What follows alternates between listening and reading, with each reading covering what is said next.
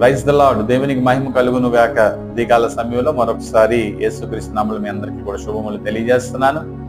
అటు రీతిగా Christ ఎవెంజలికల్ ministries ద్వారా మీ అందరికీ వందనాలు తెలియజేస్తున్నాను. మీ అందరూ బాగున్నారు కదా? ఉదయకాల సమయంలో దేవుని యొక్క వాక్యాన్ని విందాం. బైబిల్ తెరిచి దావీదు రచించినటువంటి 103వ కీర్తన ధ్యానిద్దాం. మొదటి వచనం, నా ప్రాణమా యెహోవాను సన్నుతించుము, నా అంతరంగమున సమస్తమా ఆయన పరిశుద్ధ నామమును సన్నుతించుము. మాటలు మనందరికీ సుపరిచితమే. దేవుని నీవు సన్నుతిస్తున్నావా?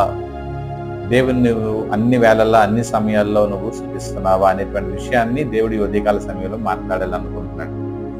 దావీదు తన జీవితంలో బాలుడి నుండి యవనస్తుడి నుండి రాజుగా అయినప్పుడు, రాజు నుండి దేవుడు ఆశీర్వదించిన విధానాన్ని బట్టి ప్రతి స్టేజ్ని రికాల్ చేసుకొని దేవుని చేత ఆయన పొందిన ప్రతి ఒక్క మేలులు, శారీరక మేలులు, ఆత్మీయ మేలులు, సకల మేలులు బట్టి ఏమంటున్నాడనంటే, నా అంతరంగమున్న సమస్తమా, నా అంతరంగంలో ఉన్నటువంటి అవయవాలు, నా యొక్క బ్రెయిన్, ప్రతి ఒక్కటి ఆయన మాత్రమే స్తుతించాలి అనేటువంటి విషయాన్ని నిజంగా చెప్పాలి అని అంటే, దేవుడు మన జీవితంలో ఎంత ఆరోగ్యకరమైనటువంటి యొక్క శరీరాన్ని ఇచ్చాడు, అందుని బట్టి ఆయనకు స్తుతి చెల్లించాలి. నీ జీవితంలో నీవు తెలియకుండానే నీ యొక్క విద్యను అనుగ్రహించాడు, నువ్వు స్తుతులు చెల్లించాలి.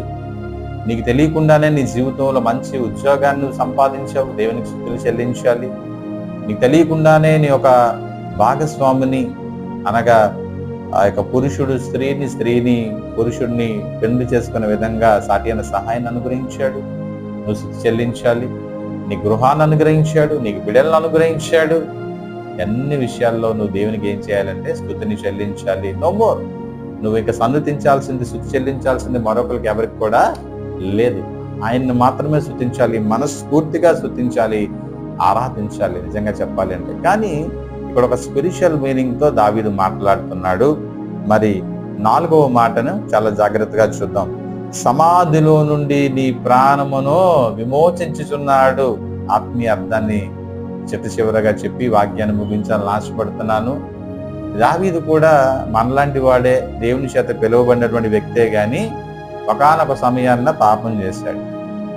ఆ పాపం చేసినప్పుడు అంతవరకు దేవుని ఇన్సైట్ లో ఉన్నటువంటి దావీదు ఒక్కసారి తొలగిపోయాడు. ఇప్పుడు దావీదునకు రెవరెన్షియల్ ఫియర్ ఉంది, తప్పిపోయాను అనేటువంటి ఒక ఫియర్ ఉంది. పశ్చాత్తాపడ్డాడు, దేవుని దగ్గరికి వచ్చేస్తాడు. దేవుడు ఆ పాపాన్ని క్షమించాడు. లేకపోతే దావీదు యొక్క ఆత్మ కూడా పాతాళంలోకి వెళ్ళిపోయి నరకంలోకి వెళ్ళిపోయిందే.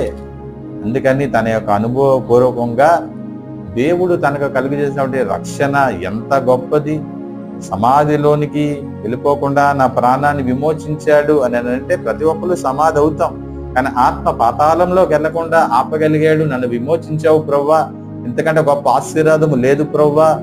బహుశా ఈ మాటల్లో నేను రిపీటెడ్ గా చెప్పొచ్చు, కానీ నీ జీవితంలో ఒకవేళ నువ్వు సంపూర్ణమైనటువంటి ఆశీర్వాదము పొందావు అని అంటే, దేనికి నువ్వు కృతజ్ఞతాస్తుతులు చెల్లించాలనంటే, ప్రభా అనేకులకు లేనటువంటి భాగ్యము, ప్రభా సెల్వేషన్ నాకు కలిగింది, హోప్ నాకు కలిగింది, నీ ఆత్మ నా మీద ఉంది, ఆయా ఒక ప్రత్యేక పిలుపు ఉంది, ప్రత్యేకంగా నువ్వు లోకంలో నన్ను వేరు చేసావు ప్రభా.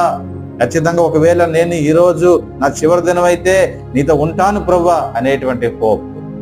అందరిని బట్టి ఇటువంటి హోప్ని ఇచ్చిన దేవుని, ఇటువంటి ఆశీర్వాదాన్ని ఇచ్చిన దేవుని నువ్వేం చేయాలంటే సాష్టాంగపడి స్తుతి చెల్లించాలి, కృతజ్ఞతాస్తుతులు చెల్లించాలి. ఈరోజు మనము అన్ని దేవుని మనకు అన్ని కలుగు చేస్తున్నాడు, కానీ ఆయనకు కృతజ్ఞతాస్తుతులు మాత్రము మనం చేయటం లేదు. నువ్వు మొట్టమొదటిగా నువ్వు సేవ్ చేయబడ్డావు, నీ ఆత్మ పాతాళంకి వెళ్లకుండా సేవ్ చేయబడింది. అందును బట్టి కృతజ్ఞతాస్తుతులు చెయ్యి. నీ జీవితంలో దేవుడు చేసిన ప్రతి మేలు మహోపకారాలు ఆయన వల్లనే కాబట్టి నా ప్రాణమా యెహోవాను సన్నుతించు, నా అంతరంగంలో ఉన్న సమస్తమా ఆయన పరిశుద్ధ నామమును సన్నుతించు. ఈ వాక్యాన్ని దేవుడు మన జీవితాల్లో ఆశీర్వాదకరంగా ఉంచునుగాక, దేవుడి తలంపులు దీవించునుగాక. కళ్ళు మూసుకొని చిన్న ప్రార్థన చేద్దాం. పరిశుద్ధుడు, మహాగణుడు, మహోన్నతుడు వందనాలు. ఉదయకాల సమయంలో ప్రభువా దావీదు భక్తుడు మాటలు, నా ప్రాణమ యెహోవాను సన్నుతించుము, నా అంతరంగమున సమస్తం ఆయన పరిశుద్ధ నామము సన్నుతించు. అవును ప్రభువా, ఖచ్చితంగా కృతజ్ఞతాస్తుతులు చెల్లించ బద్దులమై ఉన్నాం. ఎందుకంటే మమ్మల్ని కాచి కాపాడి బలపరిచి స్థిరపరిచి రక్షణ సంరక్షణ పోషణ అనుగ్రహించిన దేవునికే కృతజ్ఞతాస్తుతులు చెల్లిస్తాం. ప్రభా ఈ సమయంలో ప్రభానైనా మరొకసారి కృతజ్ఞతాస్తుతులు చెల్లిస్తుండగా దయతో కృతజ్ఞతాస్తుతులు స్వీకరించమని మమ్మల్ని మెండుగా ఆశీర్వదించమని అందుని బట్టి మరొకసారి మీకే మహిమ ఘనత ప్రభావం ఆరోపించు. మా ప్రియ కుమారుడైన నజరేయుడైన యేసు నామమున సమస్తం పొంది నమ్ముచున్నాము తండ్రి. ఆమేన్.